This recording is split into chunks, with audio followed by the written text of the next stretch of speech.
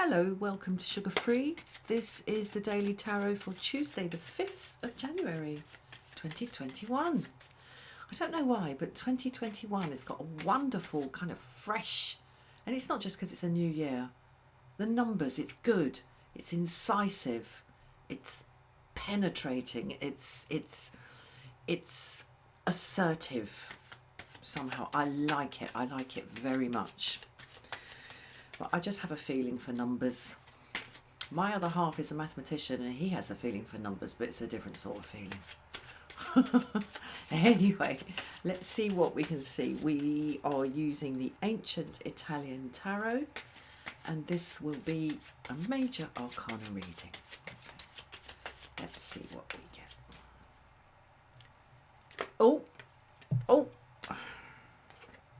oh.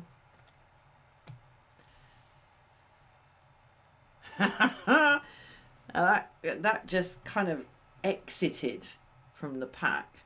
I have had a sort of a rule that I don't take jumpers, but it didn't jump. It offered itself up. Okay. So it's a biggie. It's a biggie. Word is on the E Street, on the interweb.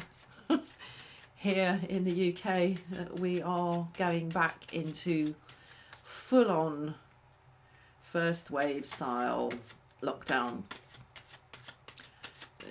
It will probably be announced at 8 o'clock this evening and come into force at midnight tonight or something bonkers like that. Anyway, that's the word on the street. So we will see. Anyway, the world, and I'm very glad to see that in the upright. That's wonderful. So something big, something that affects everybody or every aspect of your life, and something kind of conclusive and unequivocal, and this is how it is.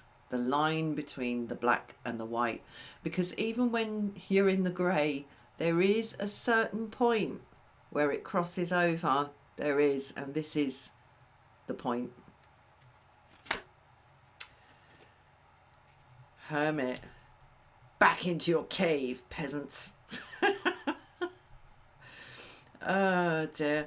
Suddenly reminds me of the Wordsworth poem, Song to the Men of England, written pretty much 200 years ago, where Wordsworth is calling, Wordsworth the romantic, calling to the workers of England and saying, you know, why don't you rise up against these greedy toffs, basically, who are robbing you blind. And towards the end he says, shrink to your cellars, holes and cells. In halls ye deck, another dwells. Why shake the chains ye wrought? Ye see, the steel ye tempered glance on thee. Really powerful poem. So yeah, the hermit in his cell, in his cave, in his little hutch. Okay. Anyway, let's carry on. Death in the reverse. Well, right. Okay, so there is a kind of global invitation here to withdraw. I'm going to try and sever this now from the politics of COVID and lockdowns and stuff. There is an invitation to withdraw, and it's an invitation to withdraw on a kind of multi-faceted level of your life. So to keep quiet in terms of what you say, in terms of what you express, of what's going on inside you. This is going inside to examine one's spiritual navel, if you like. And the reward on the table for that, I'll say it frankly, is death in the reverse. Or perhaps the adjunct to this, because it's not a reward. We've been here before. We've been here before. We've done this already, whatever this is. We've done it already, and we're having to do it again. It's like coming back for the second sweep. You know, if you... I was clipping my partner's hair the other day with the electric clippers we've got here. And, you know, you go over it once, or it's like mowing a lawn, you go over it once, or pruning a bush, you go over it once, or cutting a tree, you go over it once, and then you go back over and you do it again. That's what this is. This is coming back for the second sweep. I can't, those are the words that are coming to me. So if you've kind of been in and come out, we're going back in again. Basically, I'm sorry, I can't divide this from what is happening. We're going back in again. We're going back indoors again. We're going back into our own space again.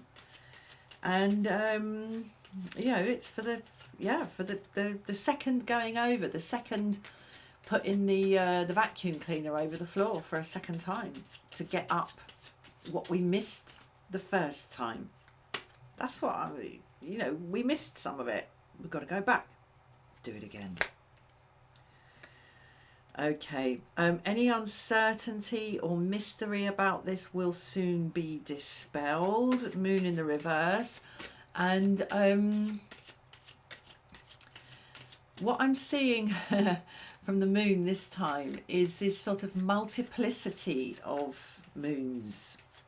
The Buddhists talk about, there's a kind of philosophical matter of the fact that the moon, or it could be a star, or it could be the sun, but let's talk, I hear it most often when they talk about it in terms of the moon. You've got one moon in the sky, and then say if you've got 10 puddles on the ground in front of you, it's dark, and you've got 10 puddles, you've got 10 moons there. There's a moon shining in each one. Now, I understand the physics of that, but philosophically, it's very, very interesting. How can there be more than one moon suddenly when you see it reflected in something? And what I'm getting from this is the multiplicity of reflections of presumed knowledge, reflections of opinion, reflections of interpretation, because that's what the moon is. It's data at one remove. It's knowledge second hand. Because the light of the moon is not the light of the moon, it's the light of the sun bouncing off the moon. So we got this multiplicity of viewpoints, and it's all falling out. It can't hold. It doesn't hold. There is one way through, and what I'm seeing now is a lot of stuff, a lot of different approaches narrowing down into one thin channel, one thin little pipe that it's all got to go through, and it's going to be a bit of a squash. That's what I'm getting from that. Okay, let's put another one.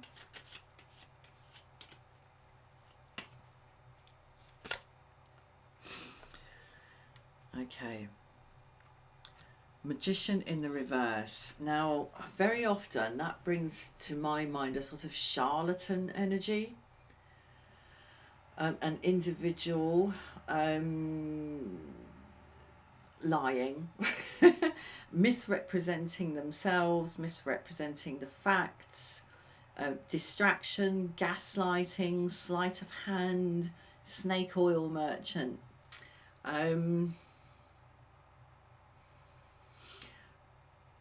But what I'm seeing in it this time is a kind of stoppage of action. A stoppage of action. I mean, obviously action can't be stopped for forever, but a temporary stoppage of manifestation. And, you know, that's hardly surprising. Well, it all depends what you're doing, but there is a kind of foot on the brake like an emergency stop, basically. Yeah, Fool in the reverse. Okay, folks, I'm going to leave it there. We've got right. We've gone from the World in the upright, the last card, to the Fool in the reverse, the first card, and this is kind of shrinkage. This is a wide river. I've got lots of water metaphors because I was using the metaphor of the puddles and the moon. Anyway, we've got a wide body of water channeling down into a very, very narrow space, into a very narrow canyon, and a feeling of, for the time being, shrinkage of possibility, leading to a kind of feeling of being hemmed in. Sorry guys, that's what I'm seeing. I'm going to pull one more, see if I can see something a bit more positive about this. Hold on a sec.